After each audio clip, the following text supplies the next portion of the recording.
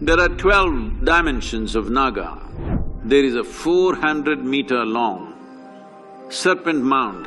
Wherever Pratyahara happened, there Naga lived.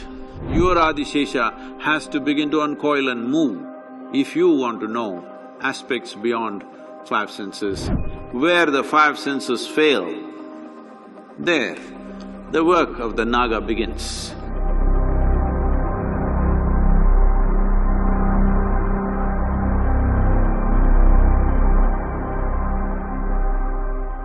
There are 12 dimensions of Naga which are worshipped in India.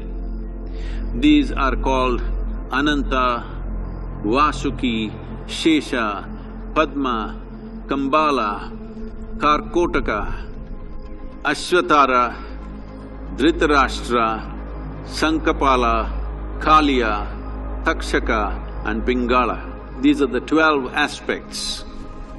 These 12 aspects also relate to the 12 aspects of the calendar, the 12 aspects of the stars and stuff that people read.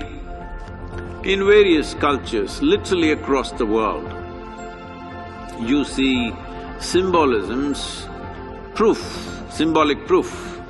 From 20,000 years onwards, you will see various artifacts around the world showing how snake played an important part in their mystical journey of those tribes in variety of places, from Russia to China, of course India, Africa, Egypt, Greece, South America, North America, everywhere you have serpent symbolism representing this.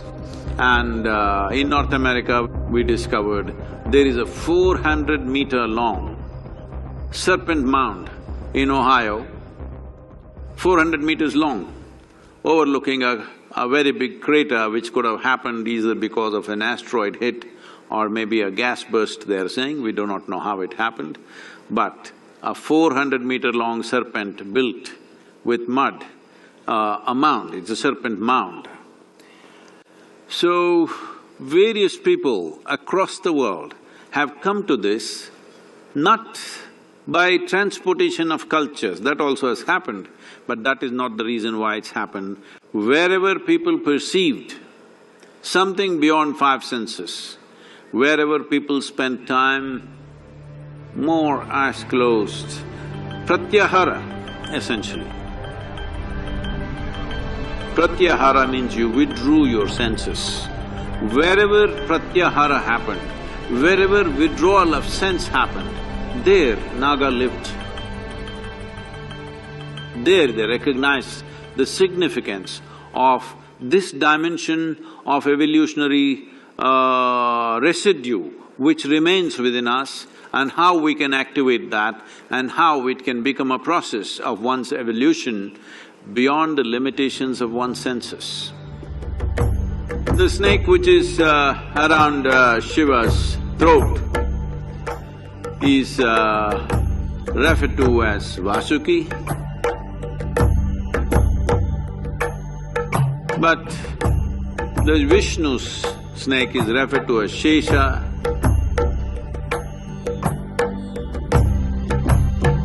If you do not know this, those of you who learnt early part of your school, you did in local languages in southern India, if you did, either in… I do not know what's the word in Tamil, but in Telugu and Kannada, if you're learning mathematics, Shesha means remainder.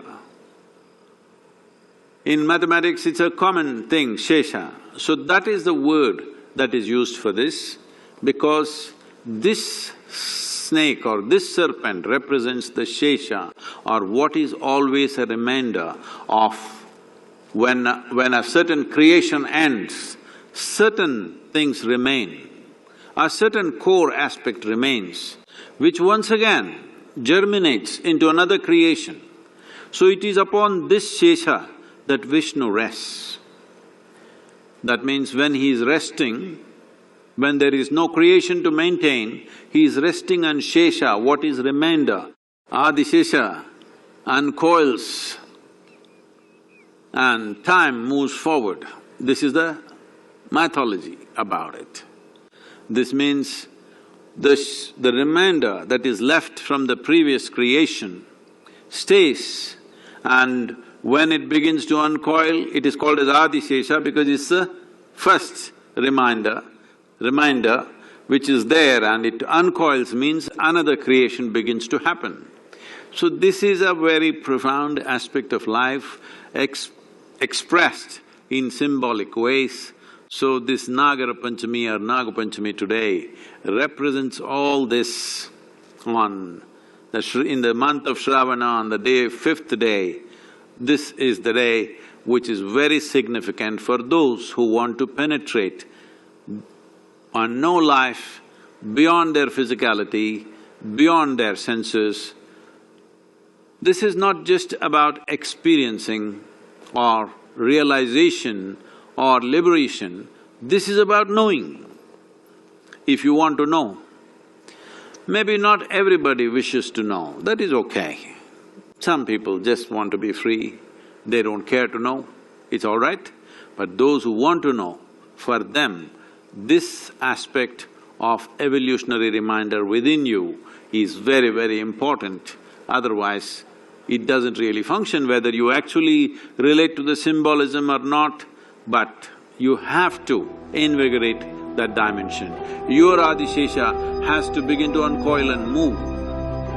If you want to know aspects beyond five senses, aspects beyond physical nature, the Naga represents that dimension which cannot be perceived by the senses. It is because of that, in the yogic culture, maximum attention was given to Naga.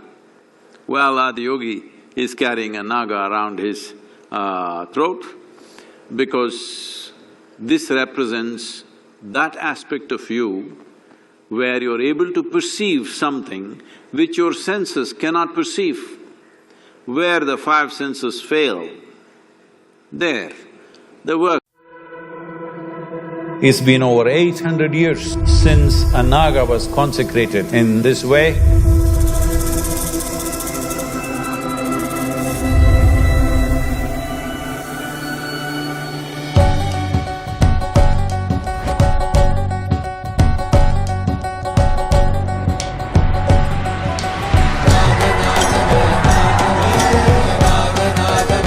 We are here for a very unique possibility. You are part of the consecration. You're not here just as a spectator. The intensity, the power, you see the mystical side of Sadhguru.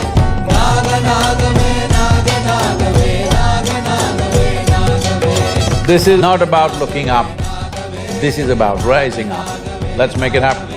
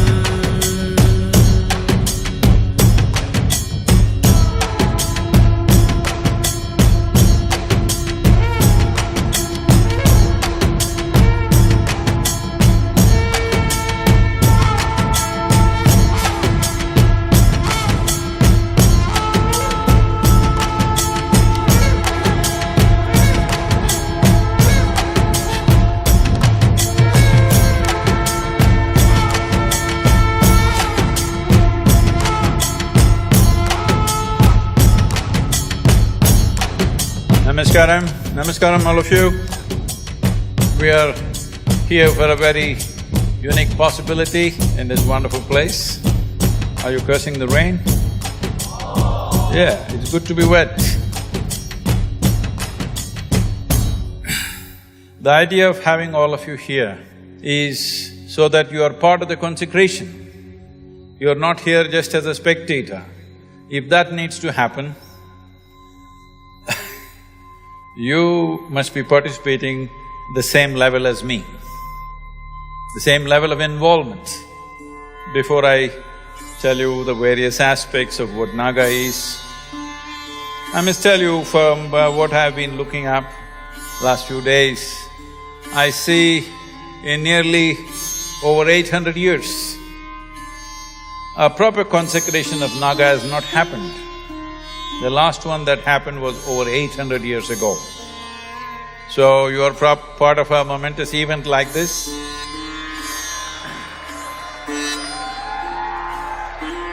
What Naga means, why Naga, all those things we'll look at it later because there are some immediate things that I must do before time lapses. This is a rasa danda, that means it is a mercury stick. It is loaded with full solidified mercury.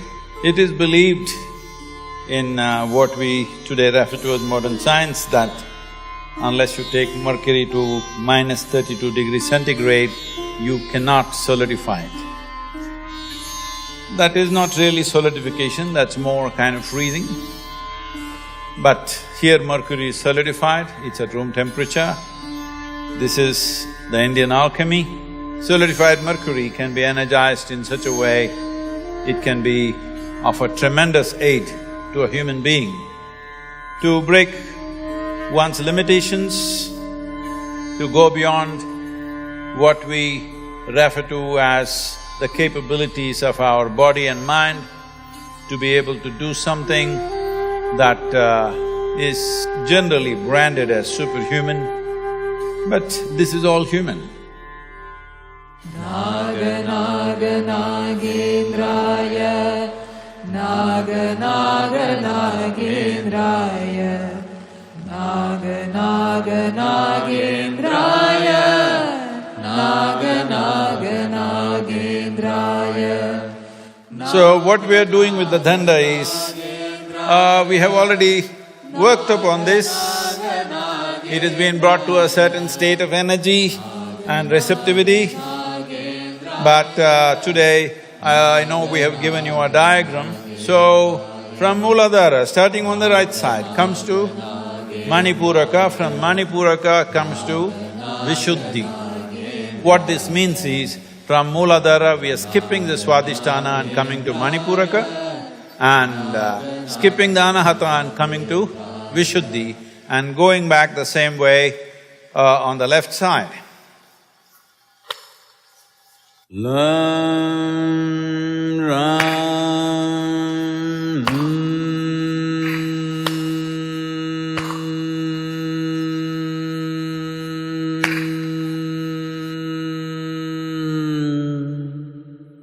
Kalike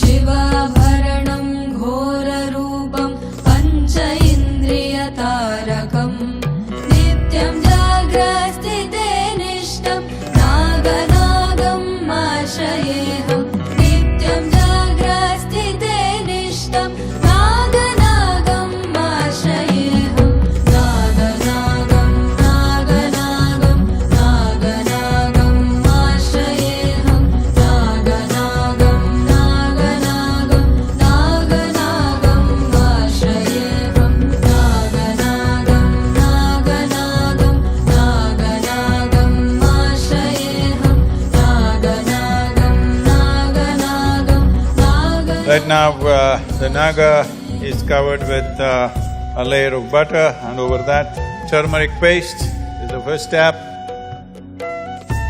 Next one, they will put kumkum, which is red in color as you know, which is a combination of turmeric and lime. After that, we will put asti, that is ashes from the cremation ground, which has been carefully collected and brought with a certain… looking for a certain quality of that. In yoga, the word Naga and the word Kala are used synonymously. both mean the same thing in a way.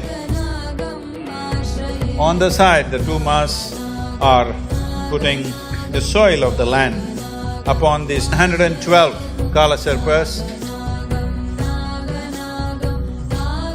and then they will put asti on them. This will be part of the Kala Serpa Seva that people can do.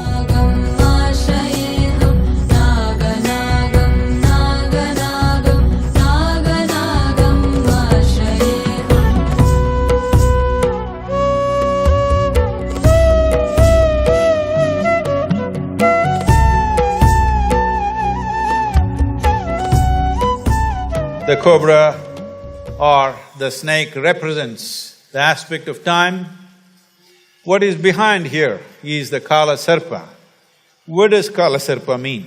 You have heard of certain snake being called Ananta. Kerala people are here. Ananta Shayana is there. Ananta means eternal. So there is one snake which represents eternity.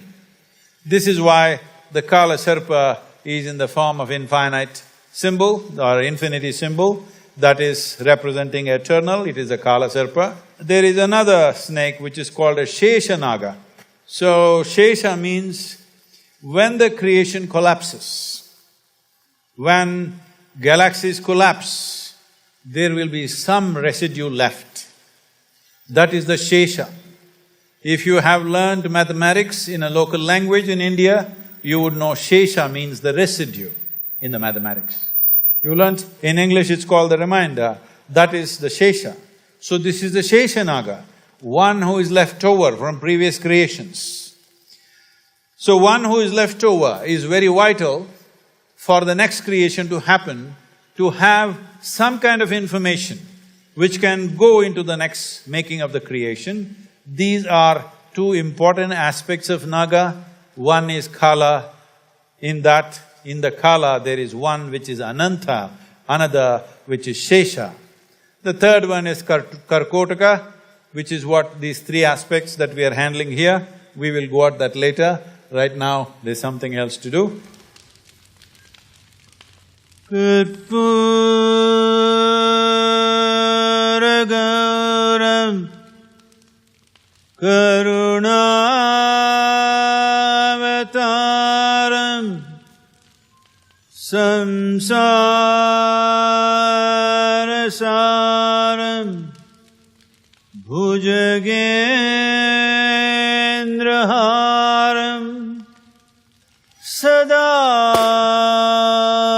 Vasantam Hridayarvindhe Bhavam Bhavani Sahitam Namami Sahitam. All of you who have given yourself to this process of chant and tracing the form, in many ways, you are a part of this danda.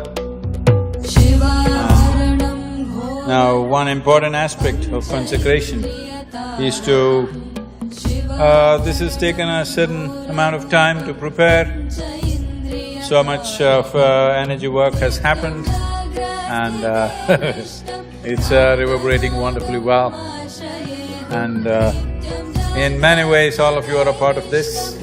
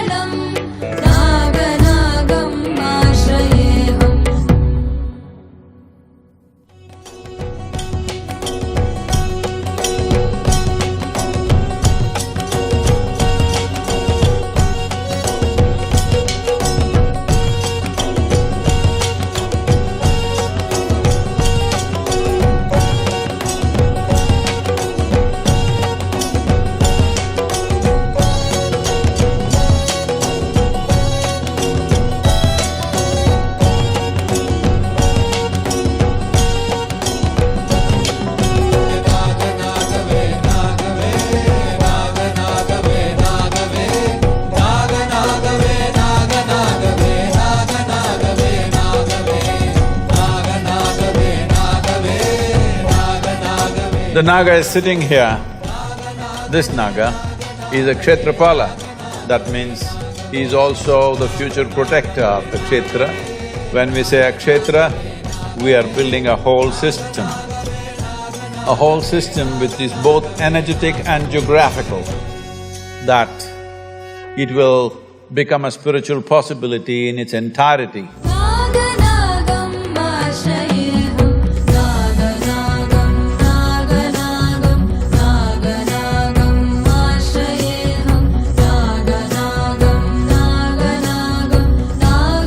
It is your responsibility to see that the bad press for Naga goes away, because now already I see comments in social media saying this is clearly satanic worship. We are from a knowing, we are from a deeper perception of life, where there is no Saturn for us. Even a venomous creature, if handled properly, becomes a divine possibility. This is where we come from. It's been over 800 years since a Naga was consecrated in this way, so all of you being here, being a part of it, it's fantastic.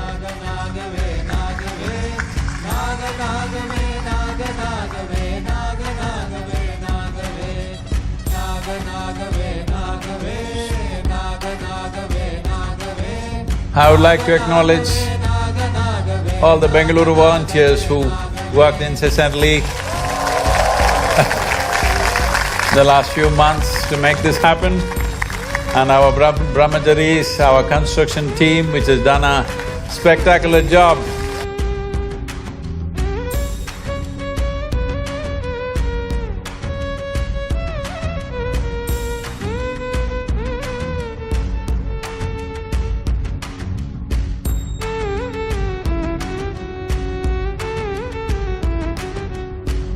This is the first step.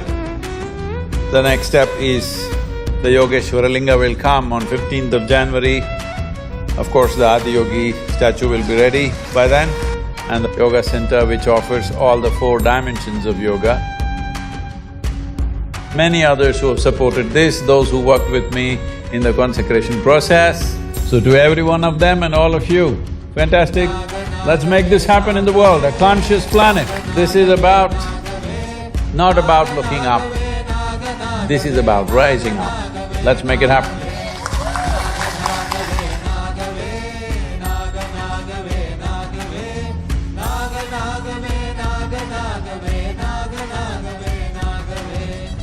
I was in awe, very charged up. Never experienced Naga in this way. This was an eye-opener.